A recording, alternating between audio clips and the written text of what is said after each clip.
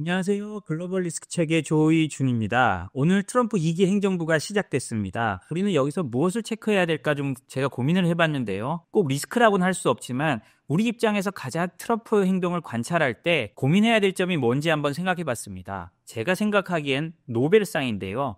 아니 왜 갑자기 노벨상을 가장 주목해야 되는지 좀 궁금해하실 겁니다. 왜냐하면 트럼프는 지금 2번이나 대통령이 된 사람입니다. 미국은 2번 이상 대통령을 할 수 없죠. 그럼 3번째 대통령을 할 수 없는 트럼프에게 가장 도전적인 하나가 뭐가 남았느냐? 바로 노벨상이기 때문입니다. 1기 때도 트럼프 대통령은 노벨상에 대한 집착적인 모습을 보여줬는데요. 그때 1기 때 트럼프 대통령이 노벨상을 받으려 했던 가장 큰 도구는 북핵 문제였습니다.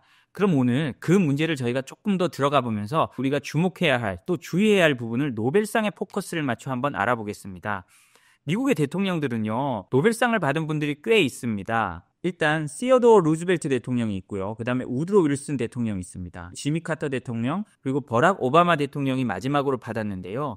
이 4명의 대통령이 받았다는 건 미국 대통령들 중에서 트럼프 대통령이 노벨상을 받으면 상위 10% 안에 든다는 본인 스스로는 그렇게 판단을 할 겁니다. 그럼 트럼프 대통령이 내가 잊혀지지 않을 대통령이란 걸 알려고 하면 바로 노벨상밖에 없는 겁니다. 하지만 상위 10%에 앉기 위해서는 바로 이 부분이 제일 중요한 겁니다. 트럼프 대통령은요, 여기에 대한 욕심을 감추지 않는 것이 지난 2020년 대선에서요, 수많은 연설에서 내 노벨상을 도둑맞았다는 얘기도 했습니다. 미국 대통령으로서 말하기엔 좀 당황스러울 수 있는데요. 그 당시에 다른 나라 대통령들이 뭐 아프리카나 이런 데 인권 문제를 해결한 공로로 노벨 평화상을 받았습니다. 그러니까 당연히 내가 받아야 될 노벨상을 다른 나라 정상들이 훔쳐갔다고 생각한 거죠. 트럼프 대통령의 노벨상 집착을 알려주는 일화가 하나 있는데요. 트럼프 대통령이 자신의 절친이라고 불렀던, 그리고 평소에 마이 프렌드 신조라고 불렀던 아베 총리에게 전화를 합니다. 그러면서 자기에게 노벨상 추천을 해달라고 하죠. 그런 다음에 진짜 아베 총리가 노벨상을 추천합니다. 그리고 아베 총리가 추천한 노벨상 문안을 자기 트위터에 5장의 A4 용지를 띄우거든요. 그만큼 노벨상에 집착을 했는데요. 그때도 트럼프 대통령은 자신이 북핵 문제를 풀고 있다는 것을 가장 큰 이유로 들었습니다. 그럼 2기 때는 뭐가 중요할까요? 벌써 트럼프 대통령이 들어서기도 전에 이미 가자 지구에는 휴전협정이 이루어졌습니다. 이게 꼭 트럼프 대통령 때문이라고 할 이유는 없지만요. 이미 트럼프 대통령은 자기 때문에 이렇게 평화협정이 체결되고 휴전이 들어가는 것으로 선전하고 광고하려 하고 있습니다. 그리고 트럼프 대통령 입장에서는요, 우크라이나 전쟁도 본인이 전화 한 통 하루 만에 그만둘 수 있다고 말했잖아요. 그렇기 때문에 우크라이나 전쟁도 이제 점점 협상 분위기로 돌아갈 겁니다. 우크라이나까지 미국의 중재나 혹은 트럼프 대통령이 실제로 그렇게 하지 않더라도 모양새가 트럼프 대통령 때문에 휴전하는 모양새로 들어간다면 이 또한 트럼프 대통령이 주장하는 노벨상 형태로 한 발 더 다가가게 되는 겁니다. 여기까지는 우리랑 상관이 없을 수 있습니다. 그렇지만 마지막 하나가 남았습니다. 트럼프 대통령이 세계 평화의 3관왕을 차지하기 위해서는 마지막 하나, 북한이란 퍼즐이 남아있는데요. 여기서 한국의 정치적 지형도도 상당히 영향을 끼칠 수 있습니다. 우리는 지금 윤석열 대통령 탄핵 국면으로 만약에 윤 대통령이 탄핵되고 새로운 대통령이 뽑힌다면 트럼프 대통령은 아마도 우리 새로운 대통령에게 나를 노벨상에 추천해달라라는 말을 할 수도 있습니다. 그러면서 북한과 핵협상에 들어갈 수 있겠죠. 여기서 우리가 우려되는 점은 북한을 핵 보유국으로 인정하느냐의 여부입니다. 북한이 이미 핵을 가지고 있으니까 핵 보유국이라고 하면 현실적으로 달라지는 게 있느냐라고 말씀하실 수 있지만 이 핵 보유국으로 인정하느냐 마느냐는 북한을 압박하느냐 마느냐의 갈림길이 되는 겁니다. 만약에 북한을 핵 보유국으로 인정한다면 이제는 핵 군축 협상에 들어가는 거거든요.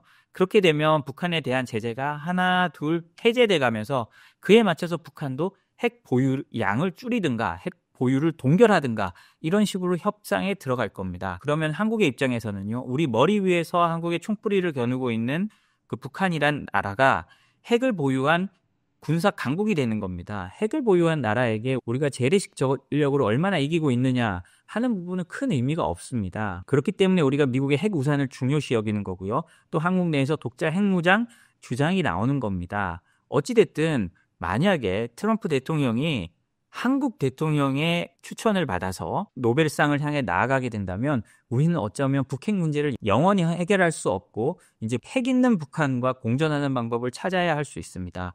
물론 이를 통해서 평화가 지켜진다면 더할 나위 없이 좋겠죠. 그렇지만 핵이 있는 북한은 아마도 한국을 좀 더 협박하는 방식으로 나올 가능성이 높겠죠. 왜냐하면 주먹이 센데 경제력이 약하다면 우리에게 좀 더 강하고 위협적인 언사를 통해 얻어내려는 게 많아질 수밖에 없습니다. 이는 우리 안보에도 직결되고요. 우리의 미래에도 직결되는 문제입니다.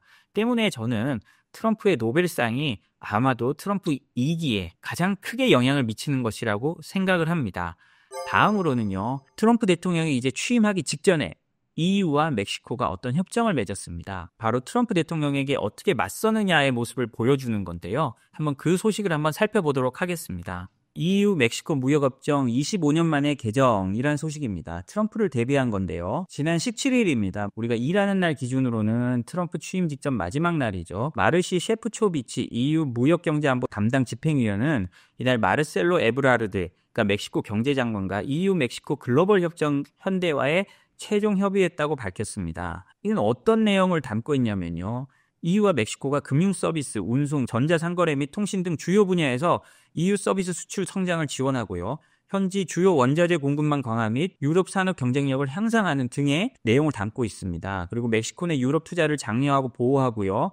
그다음에 멕시코 정부 조달 시장에서 EU 기업이 현지 기업과 동등한 조건으로 접근 가능하도록 했습니다. 좋은 얘기는 많은데요. 또 가장 핵심적인 거는요. 치즈, 가금류, 돼지고기, 파스타, 사과, 잼 및 초콜릿, 와인과 같은 주요 EU 수출품에 대해 최대 100%의 관세 철폐를 하기로 했다고 합니다. 그러니까 유럽은 농산물을 지키고 멕시코는 유럽으로 공산품이나 자기네 수출품이 갈 수 있는 걸 확대한 건데요.